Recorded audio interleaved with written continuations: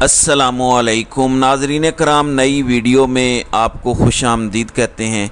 कुछ बड़ी अहम तरीन डेवलपमेंट सामने आ रही हैं और अगले 5 से 10 दिनों के अंदर अंदर कुछ बड़ी ख़बरें आ सकती हैं। उसकी वजह यह है कि मुकाबला सख्त और वक्त कम है, जबकि हर कोई अपने अपने क्रेडिट कुछ ना कुछ लेना चाहता है और बाइज़्ज़त तौर पर अपने घर जाना चाहता है। आपको पता है कि पाकिस्तान का मीडिया इस वक्त मुकम्मल तौर पर कंट्रोल्ड है। 10 अरब रुपया वसूल करवाया गया, जिसमें डिजिटल मीडिया, इलेक्ट्रॉनिक मीडिया और प्रिंट मीडिया भी शामिल है, जिन्हें 15 महीनों के अंदर 10 अरब रुपया दिया गया। जाहिर है, जब मीडिया को पैसा दिया जाता है, इश्तिहारात और ये सारा बिज़नेस दिया जाता है, तो फिर उसके नतीजे में विलिंगली सब तारीफ़ करते हैं हुकूमत की और उन लोगों की जो 76 साल से इस मुल्क के स्याह व सफ़ेद के मालिक बने बैठे हैं। वो कुछ बेचारों के सर पर पिस्तौल भी रखा गया हुआ है और कुछ मजबूर भी हैं। आजकल फिर सब अच्छा है का राग अलापा जा रहा है। आटे की कीमत कम हो गई, चीनी की कीमत कम हो गई, बिजली की कीमत कम हो गई, पेट्रोल की कीमत कम हो गई, स्मगलिंग पर कंट्रोल हासिल कर लिया, क्रैक डाउन हो गया, ये हो गया, वो हो gया। बहुत सी खबरें दी जा रही हैं, लेकिन हकीकत मैं आपको बता देता हूँ, हकीकत में ऐसा कुछ है नहीं। हकीकत ये है कि ज़ख़ीरा अंदोज़ दबा के खा रहे हैं और लूट मार कर खा रहे हैं और इतना पैसा उन्होंने बना लिया है कि अगला 1 साल उनके लिए कोई मसला नहीं है, क्योंकि साल में 2 दफ़ा चीनी वाले ये काम करते हैं और 2 दफ़ा ही आटे वाले ये काम करते हैं।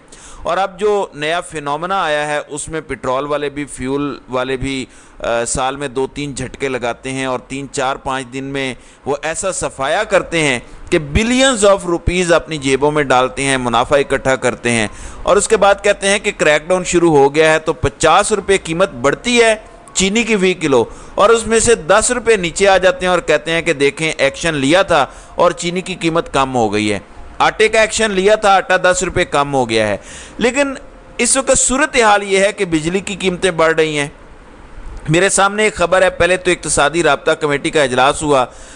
एक पेट्रोलियम डीलर्स और पेट्रोलियम मार्केटिंग की कंपनियों का मार्जिन बढ़ाया गया है, ये इसके अलावा है, लिहाजा पेट्रोल दोबारा फिर महंगा होगा, उसका मार्जिन बढ़ा दिया गया है, उसका प्रॉफिट बढ़ गया है और साथ ही साथ अगले 15 दिन के अंदर अंदर मज़ीद पेट्रोल ऊपर जाने जा रहा है। पहली बात तो ये है कि पेट्रोल की कीमत कम नहीं होगी, डीज़ल की कीमत कम नहीं होगी, गैस की कीमत कम नहीं होगी।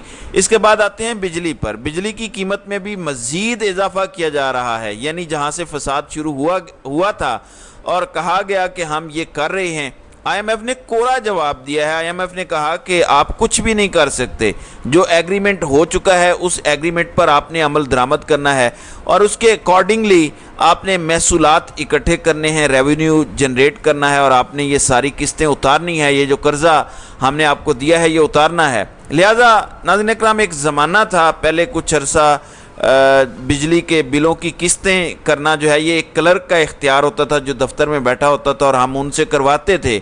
अब किस्तें भी कौन करेगा? IMF करेगा और उन्होंने इसकी मंजूरी नहीं दी। उन्होंने कहा कि नहीं, ये नहीं हो सकता। अब नेपरा ने पन बिजली के टैरिफ में 29% इजाफे की मंजूरी दे दी है। ये खबर है कि 29% इजाफा है। और इसके बाद दूसरी खबर मैं आपको दे चुका हूँ, इत्तेहादी राब्ता कमेटी ने 2 काम किए। आटे की कीमत मज़ीद बढ़ गई, ये आपको मैं बता दूं। चीनी 50 रुपये फ़ी किलो ऊपर गई थी, जबकि अब 10 रुपये नीचे आई है और कहा गया है कि जनाब हमने कंट्रोल पा लिया। डॉलर 40 रुपये ऊपर गया था, 40 रुपये में से 20 रुपये नीचे आया और कहा गया कि डॉलर कंट्रोल हो गया, क्योंकि ये IMF ने आपको पाबंद किया हुआ है। अगेन IMF ने पाबंद किया है कि शर्त है बिजली के मामले में भी, गैस के मामले में भी, पेट्रोलियम के मामले में भी और डॉलर का एक्सचेंज रेट, इसमें भी आपको ये पाबंदी है। ये ओपन मार्केट डिसाइड करेगी, स्टेट बैंक या कोई और मॉनिटरिंग अथॉरिटी ये नहीं डिसाइड करेगी। लिहाजा ये आप भूल भुलैयाँ आपको मिलती रहेंगी। आप ज़हनी तौर पर तैयार हो जाएं। हमारे पास या गवर्नमेंट के पास कोई इख्तियार नहीं है। जो पिछले 15 महीनों में हुक्मरान जमात गई रही है, वो सब कुछ लिख के IMF की झोली में डाल चुकी है। अब आप टीवी पे जब खबरें देखते हैं तो टीवी में हर चीज़ आपको अच्छी दिखाई देती है, जबकि एहतजाज हो रहा है वो नहीं दिखाया जा रहा। वकला कन्वेंशन में कल जो तकरीरें हुई वो सुनने वाली थी, उसमें अब खौफ सब कुछ ख़त्म हो चुका है और बेखौफ लोगों ने तकरीरें की हैं और वो सुनने वाली थी, लेकिन टीवी पे वो नहीं दिखाया जाता। ٹی وی پہ صرف اس لیے نہیں دکھایا جاتا کیونکہ 10 ارب روپیہ میڈیا میں یوں ہی تو نہیں پھینکا گیا۔ اس کا مطلب یہ ہوتا ہے کہ آپ ہمارے مفادات کا تحفظ کریں گے، جو آپ کو کہا جائے گا آپ صرف وہی بیانیہ لے کر چلیں گے۔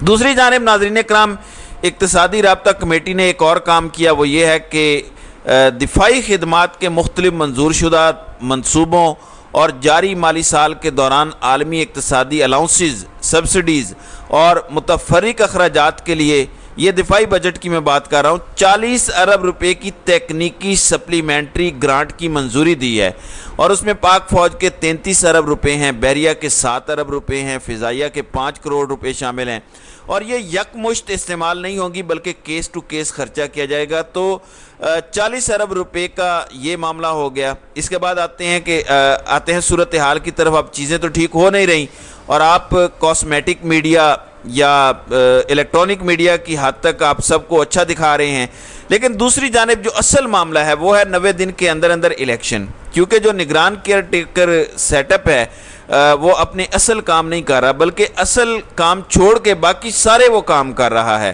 معین قریشی کی طرح وہ ان کی ساری توجہ دیگر چیزوں پر ہے، اور یہ بار بار بات کرتے ہیں ریکوڈک کی، کہ بلوچستان کی معدنیات اور ریکوڈک سب سے بڑا قومی خزانہ، اگر اس کو ہم صحیح یوٹیلائز کر لیں تو واقعتاً پاکستان آزاد ترقی یافتہ ملک بن سکتا ہے۔ لیکن اگر وہاں پر بھی بندر بانٹ شروع ہو گئی اور بند کمروں میں اور کارپٹ کے نیچے چیزیں طے کرنے کی کوشش کی گئی اور اوپن ڈسکشن نہ ہوئی تو ہم کوئی بہتر ڈیل نہیں کر سکیں گے، اور پھر اس میں وہی بات ہے کہ جانے کے بعد پھر بڑے بڑے سکینڈلز آتے ہیں۔ تو ریکوڈک تو اربوں خربوں ڈالرز کا معاملہ ہے، بہرحال یہ بھی ہو رہا ہے۔ اب اصل معاملہ الیکشن کا ہے۔ کل 9 ستمبر کو پاکستان بار کونسل کی اپیل پر ملک گیر ہڑتال عدالتوں کی ہوگی، اور وکلاء جو ہے وہ ملک گیر ہڑتال کریں گے۔ اب اس ہڑتال کو سپورٹ کر رہی ہے وکلاء ایکشن کمیٹی بھی، آل پاکستان سپریم کورٹ بار ایسوسی ایشن نے بھی اسے سپورٹ کیا ہے، جبکہ دیگر بار ایسوسی ایشنز نے بھی اس کی حمایت کا اعلان کیا ہے۔ دوسری جانب 14 ستمبر کو بھی ملک گیر ہڑتال ہے اور وکلاء سڑکوں پر آ چکے ہیں، اور وہ اس لیے کہ 90 دن کے اندر اندر الیکشن کروائے جائیں۔ اب 90 دن کے اندر الیکشن ضروری ہیں کیونکہ ان کا ارادہ کوئی نہیں ہے الیکشن کروانے کا۔ اصل مسئلہ یہ ہے، اگر ایک دفعہ یہ 90 دن کی بریکٹ ہٹ گئی تو پھر بھول جائیں آپ الیکشن کو کہ الیکشن فروری میں ہوں گے، مارچ میں ہوں گے، نہیں، بالکل بھی نہیں ہوں گے۔ پھر الیکشن 2025 میں جا کے سوچیں، اور 2022 کی طرح 2025 کا سال اس سے بھی کہیں زیادہ ہنگامہ خیز، ہیجان خیز اور بھیانک ہوگا، اللہ معاف کرے۔ تو الیکشن اگر ہو گئے 90 دن کے اندر اندر تو ہو گئے، بس صورت دیگر یہ پھر 2025 تک نہیں ہوں گے، اس لیے وکلاء میدان میں آ چکے ہیں، اور وہ ججز کو بھی، عدلیہ کو بھی تگڑا کرنے کی کوشش کر رہے ہیں، اور انہیں کہہ رہے ہیں کہ ہمت پکڑیں، اور خاص طور پر جو 15,500 سیاسی قیدی ہیں ان کی رہائی کے لیے کچھ کریں۔ ان میں خواتین بھی ہیں، بچے بھی ہیں، بوڑھے بھی ہیں، سیاستدان بھی ہیں، صحافی بھی ہیں، ان کی رہائی کے لیے کچھ اقدامات کریں۔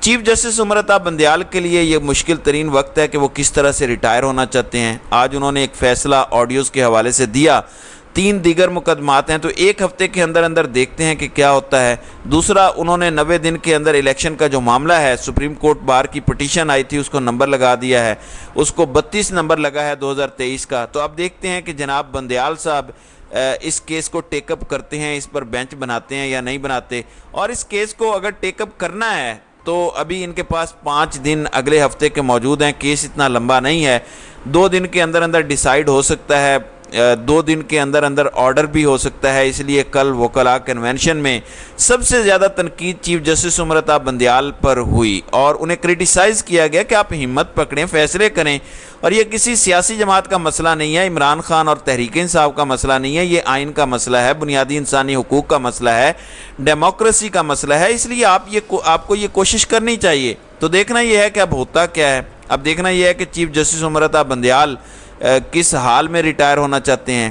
ناظرین اکرام، کل کور کمانڈر کانفرنس ہوئی۔ کور کمانڈر کانفرنس میں ایک بار پھر یہ بات کہی گئی کہ جو لوگ خلیج پیدا کر رہے ہیں افواج پاکستان اور عوام کے درمیان، ان کے ساتھ سختی سے نپٹا جائے گا، اور ان کو سخت مایوسی ہوگی، وہ ناکام ہوں گے۔ بالکل بات درست ہے، ایسا ہونا چاہیے، خلیج نہیں ہونی چاہیے، لیکن خلیج ہے کیا، کس وجہ سے ہے؟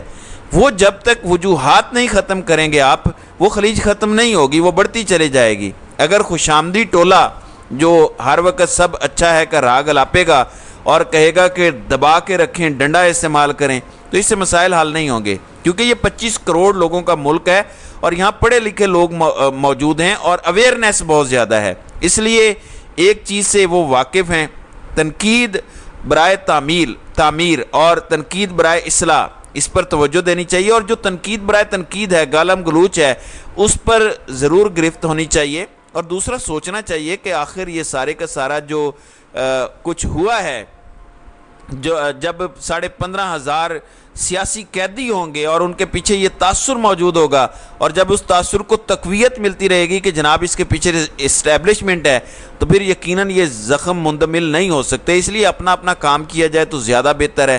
آئین کے مطابق جس ادارے کا جو کام ہے اسے وہ کرنا چاہیے، ایسا نہیں ہونا چاہیے کہ اپنا کام چھوڑ کے دوسروں کے کام کرنا شروع کر دیں، پھر تو وہی ہے کہ کوا چلا ہنس کی چال، اپنی چال بھی بھول گیا، یہ سچویشن بن جاتی ہے۔ اس وقت ناظرین کرام پاکستان کی کوئی سرحد محفوظ نہیں ہے، پاک افغان سرحد غیر محفوظ، پاک ایران اور مشرقی بارڈر پاک بھارت، اور اس کے ساتھ ساتھ اب جو انریسٹ ہے اس کی وجہ سے دشمن کی نظر گلگت بلتستان پر بھی ہے، کشمیر پر بھی ہے، خیبر پختونخوا پر بھی ہے، ہر جگہ پہ ہے، لہٰذا ایسی چیزوں سے بچنا چاہیے۔ ہم صرف ریکویسٹ کر سکتے ہیں کہ جو آپ کا کام ہے آپ وہ کریں، ہمارے پاس کوئی طاقت نہیں ہے، ہمیں اللہ تعالیٰ نے یہی ذمہ داری دی ہے کہ ہم لوگوں کو سمجھاتے رہیں، تو وہ ہم سمجھاتے رہیں گے۔ تو ناظرین اکرام، آپ کی اس ویڈیو کے حوالے سے کیا رائے ہے؟ آپ اپنی رائے کا اظہار کامنٹ سیکشن میں ضرور کیجیے گا۔